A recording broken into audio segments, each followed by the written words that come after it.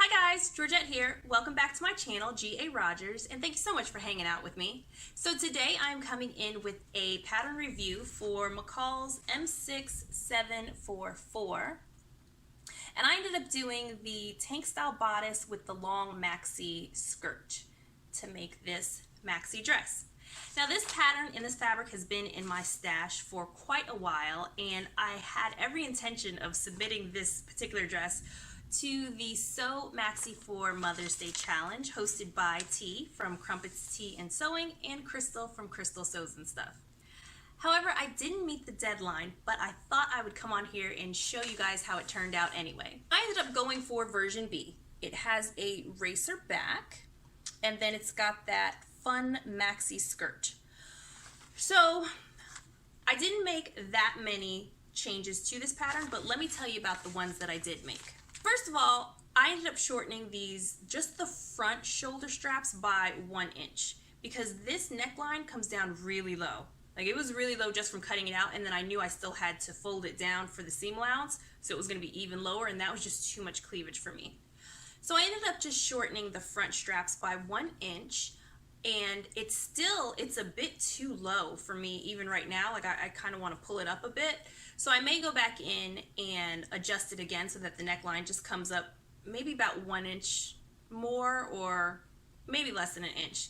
However, because I took the cheater method and I cut the shoulder straps shorter, it actually made this front torso 1 inch shorter, which means that I kind of lost this blouson effect in the waistline. When I go back into the pattern, I'm just going to go ahead and add that 1 inch back into the strap and then bring the neckline up probably about at least 1 3/4 inches, just somewhere where I feel a little bit more comfortable. And by doing that, it should elongate my front bodice back to where it originally was, giving me more of a blouson effect.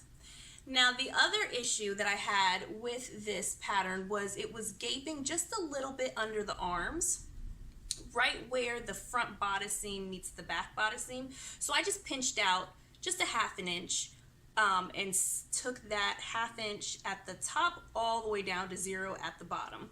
And that made for a very nice, snug fitting side seam. No more gaping. Okay, let me show you guys the back. So I love this racer back style. I think that's really fun. So definitely when I make this dress again, I am absolutely going to make another racer style back. I also went ahead and I used 1/2 inch elastic instead of the 3/8 that the pattern recommends.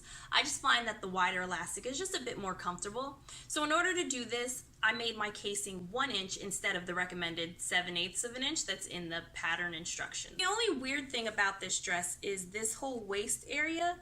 I'm not sure if it's supposed to have a very blouson effect. I would like it to have a little more of a blouson, but if you take a look at the pattern and take a look at the model in the pattern, you can see hers, doesn't have a lot of fullness around her waist. I thought maybe it was because of the way that she's posed, but it might just be the way that the pattern is drafted. Maybe there's just not supposed to be that much fullness in here. Now granted, I can't go by the front because I took out 1 inch of length from the front, but if you look at the back, there, let me try it that way, you can see there's not so much fullness back here. I'm not 100% sure on how this is supposed to look. I just know that I would like a little bit more fullness right in the front and maybe a smidge more in the back. So I'll fix that problem in the pattern making when I go back to make this dress again, which I will make this dress again. I will make many versions in many different lengths. The final adjustment I made to this pattern was I shortened the skirt length. Now I am just under 5'7", and I shortened it by 1 inch, and then I used a 1 inch hem allowance, and it's still a bit too long. So I'm gonna have to go back in. I think next time I'm gonna shorten it by 2 inches and use the 5/8 inch seam allowance. Now the fabric that I'm using is a cotton jersey. It's 100% cotton, and as you can see, it's got this really fun blue and white print on it. I didn't have enough of the fabric to be able to really match up the side seam. I don't know if you guys can hear that. It's thundering and lightning and raining outside. And now it's hailing, so if you hear stuff hitting the windows, it's just another afternoon thunderstorms. That's just how we do summers in Florida.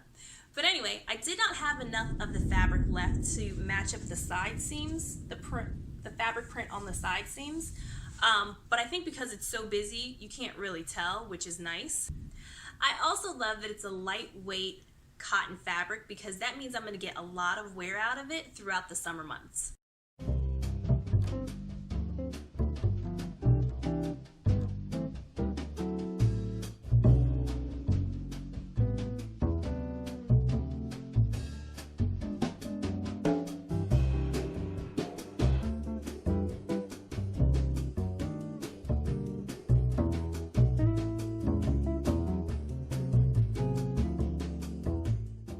Definitely be making this dress again. I mean, it was fairly straightforward, and all you're doing are shoulder seams, side seams, a waist seam, and then you're doing your hemming. So around your neckline, around your armhole, and the bottom of your skirt.